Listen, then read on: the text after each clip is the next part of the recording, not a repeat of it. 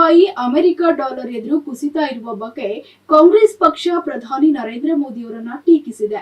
2013ರಲ್ಲಿ ಗುಜರಾತ್ ಮುಖ್ಯಮಂತ್ರಿಯಾಗಿದ್ದಾಗ ಆಗಿನ ಯುಪಿಎ ಸರ್ಕಾರದ ವಿರುದ್ಧ ಮೋದಿಯವರು ನೀಡಿದ್ದ ಹೇಳಿಕೆಗಳನ್ನ ಕಾಂಗ್ರೆಸ್ ಮತ್ತೆ ನೆನಪಿಸಿದೆ. ಭಾರತ ರೂಪಾಯಿ ಅಮೆರಿಕನ್ ಡಾಲರ್ ಎದುರು 98 ಪೈಸೆ ಕುಸಿದಿದೆ. 89.66 ಸಾರ್ವಕಾಲಿಕ ಕನಿಷ್ಠ ಮಟ್ಟವನ್ನ ತಲುಪಿತ್ತು. ದೇಶೀಯ ವಿದೇಶಿಯ ವಿನಿಮಯ ಮಾರುಕಟ್ಟೆಯಲ್ಲಿ ಡಾಲರ್ಗೆ ಭಾರಿ ಬೇಡಿಕೆ.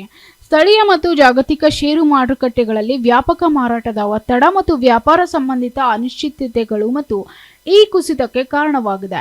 ಇವತ್ತು ರೂಪಾಯಿ 89.46 ವಹಿವಾಟು ಆರಂಭಿಸಿ 89.17 ವರೆಗೆ ಇದು ಹಿಂದಿನ ದಿನಕ್ಕಿಂತ 49 ಪೈಸೆ ಏರಿಕೆಯಾಗಿದೆ. ಈ ಬಗ್ಗೆ ಕಾಂಗ್ರೆಸ್ ಸಂವಹನ ಉಸ್ತುವಾರಿ ಪ್ರಧಾನ ಕಾರ್ಯದರ್ಶಿ ಜೈರಾಮ್ ರಮೇಶ್ ಅವರು ಎಕ್ಸ್ನಲ್ಲಿ ಪ್ರತಿಕ್ರಿಯೆ ನೀಡಿದ್ದಾರೆ. ರೂಪಾಯಿ ಡಾಲರ್ ಎದುರು ನಿರಂತರವಾಗಿ ಕುಸಿತಾ ಇದೆ. ಇದು 90 ರೂಪಾಯಿಗಳ ಗಡಿಯನ್ನ ದಾಟುವ ಹಂತದಲ್ಲಿದೆ ಅಂತ ಅವರು ಹೇಳಿದ್ದಾರೆ.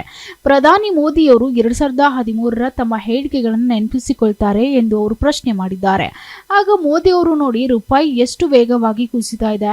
ಕೆಲವೊಮ್ಮೆ ರೂಪಾಯಿ ಮತ್ತು ದೆಹಲಿಯ ಸರ್ಕಾರ ಯಾರ ಘನತೆ ವೇಗವಾಗಿ ಕಡಿಮೆಯಾಗುತ್ತದೆ ಎಂಬ ಸ್ಪರ್ಧೆ ನಡೀತಿದೆಯಾ ಅಂತ ಅನಿಸ್ತಾ ಇದೆ ಅಂತ ಹೇಳಿದ್ದಾರೆ.